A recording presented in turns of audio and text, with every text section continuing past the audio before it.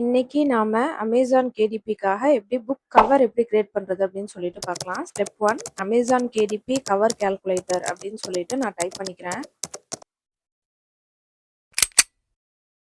Type பண்ணதுக்கு அப்புறமா இதை கிளிக் பண்ணிட்டு இப்போ இதுல உள்ள கேட்டிருக்கிறது எல்லாத்தையும் நம்ம ஃபில் பண்ணுவோம். ஃபர்ஸ்ட் வந்து பேப்பர் பேக், இன்டீரியர் டைப் வந்து Black and white, paper type white paper, reading direction left to right, measurement units inches, interior trim size வந்து நம்ம புக் வந்து என்ன சைஸோ அதுக்கு தகுந்த மாதிரி நம்ம அதை கிளிக் பண்ணிக்க வேண்டியதுதான். இன்னைக்கு நான் கிளிக் பண்ணது வந்து 6/9. பேஜ் கவுண்ட் வந்து கேட்டிருக்காங்க 200 அப்படின்னு சொல்லிட்டு நான் டைப் பண்ணியிருக்கேன். இப்போ கால்குலேட் டைமென்ஷன்ஸ் கொடுத்தாச்சு. ஸ்டெப் 2 நம்ம வந்து இந்த டெம்ப்ளேட் வந்து டவுன்லோட் பண்ணி வச்சுக்கணும். வச்சாச்சு. இதில் வந்து நம்ம இந்த பிஎன்ஜின்னு போட்டிருக்கு இல்லையா, இதை தான் வந்து நம்ம யூஸ் பண்ண போகிறோம். அடுத்தது ஸ்டெப் 3 இந்த ப்ளஸ் சிம்பிளை கிளிக் பண்ணிவிட்டு இங்கே வந்து கஸ்டம் சைஸ் அப்படின்னு சொல்லிட்டு போட்டிருக்குல்ல, இதை வந்து நம்ம கிளிக் பண்ண போகிறோம். கிளிக் பண்ணிவிட்டு இதை வந்து பிக்சல்ஸில் உள்ளதை இன்ச்சஸ் அப்படின்னு சொல்லிட்டு மாற்றிக்கலாம். இப்போ நம்ம டவுன்லோட் பண்ணோம் இல்லையா டெம்ப்ளேட், அதில் வந்து ஒரு அளவு வந்து நம்மளுக்கு கொடுத்துருப்பாங்க. அதை வந்து நம்ம கிளிக் பண்ணிக்கணும். இதில் வந்து டைப் பண்ணிக்க வேண்டியதுதான். டைப் பண்ணிவிட்டு கிரியேட் நியூ டிசைன் அப்படின்னு சொல்லிட்டு கொடுத்துக்கணும். கொடுத்தாச்சு. இப்போ நம்ம ஸ்டெப் 4ல் வந்து நம்ம டவுன்லோட் பண்ணி வச்சுருக்கிற டெம்ப்ளேட்டை வந்து கொண்டு வந்து இங்கே வச்சிடணும். இது எதுக்காக வைக்கிறோம் அப்படின்னு சொல்லிட்டு பார்த்தோம் அப்படின்னா, அப்போ தான் நம்மளுக்கு வந்து எந்த கன்ஃபியூஷனும் இல்லாமல் இருக்கும். இது வந்து இந்த ரைட் சைடில் உள்ளது வந்து ஃப்ரண்ட் பேஜ், லெஃப்ட் சைடில் உள்ளது வந்து பேக் பேஜ். நம்ம அதுக்கு தகுந்த மாதிரி நம்ம டிசைன் பண்ணிக்கணும். இப்போ வந்து டிரான்ஸ்பரன்சியை வந்து நான் வந்து குறைச்சிக்கிறேன். குறைச்சிட்டு ஸ்டெப் 5 நான் இன்னைக்கு வந்து எந்த டிசைன் வந்து நான் சும்மா சாம்பிளுக்காக சும்மா வந்து டிசைன் பண்ணி காமிக்கிறேன். இன்னைக்கு வந்து நான் இந்த க்ளவுட்ஸ் பேக்ரவுண்டை வந்து நான் எடுத்துக்கிறேன். க்ளவுட்ஸு ஸ்கை வச்சது சும்மா நேச்சுரல் சீனரி வந்து நான் டிசைன் பண்ணலாம் அப்படின்னு சொல்லிட்டு இருக்கேன். இதை வந்து ப்ராப்பராக அலைன் பண்ணிவிட்டு இப்போ அடுத்தது இந்த புல்லு வந்து எடுத்துகிட்டு வந்து வச்சுக்கிறேன். எடுத்துகிட்டு வந்து வச்சுட்டு இதை கரெக்டாக இந்த பேஜுக்கு தகுந்த மாதிரி அதை வந்து சுருக்கி இது பண்ணிக்கிறேன். பண்ணியாச்சு. ஓகே. இப்போ அடுத்தது இந்த இதை எடுத்துகிட்டு வந்து வச்சுக்கிறேன். எடுத்துகிட்டு வந்து வச்சுட்டு கரெக்டாக அதுக்கு தகுந்த மாதிரி நான் இதை வந்து அலைன் பண்ணிக்கிறேன். ஓகே, அலைன் பண்ணியாச்சு. இப்போ அடுத்தது வந்து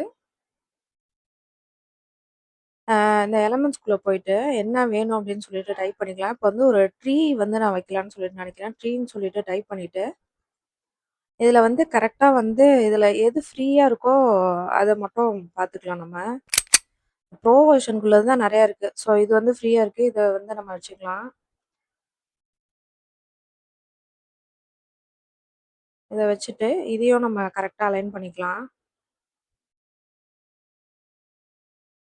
ஓகே,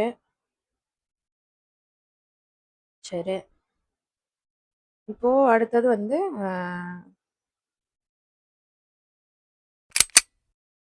இந்த கிளவுட்ஸ் எடுத்துகிட்டு வந்து வைக்கிறேன்.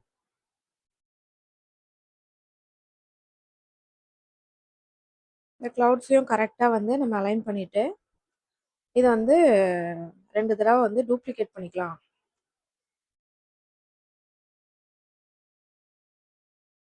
டூப்ளிகேட் பண்ணியாச்சு.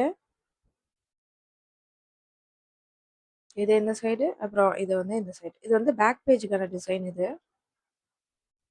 ஓகே, வச்சாச்சு. இப்போ அடுத்தது வந்து சும்மா ஒரு பொண்ணு வந்து ஊஞ்சலில் ஆடுற மாதிரி ஒரு எலமெண்ட்ஸ் வந்து தேடுறேன். ஸோ இது வந்து நல்லா இருக்கு. இதை கொண்டு வந்து வைக்கலாம்.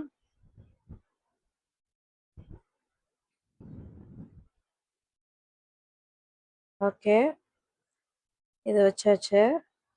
இந்த மரத்துக்கும் இந்த ஊஞ்சலுக்கும் செட் ஆகிற மாதிரி தெரியல. ஸோ என்ன வைக்கலான்னு சொல்லிட்டு தெரியல. இப்போ வேற மரம் பார்க்கலாம். ஓகே, இது நல்லா இருக்கு. இதுக்கு இது மேட்ச் ஆகிற மாதிரி தெரியுது. ஸோ இந்த மரத்தையும் இந்த பொண்ணையும் இது வந்து கரெக்டாக வந்து நம்ம அலைன் பண்ணிக்கலாம். ஓகே, வச்சாச்சு. இப்போ அடுத்தது வந்து நம்ம புக்குக்கான டைட்டில் வந்து கொடுக்கலாம்.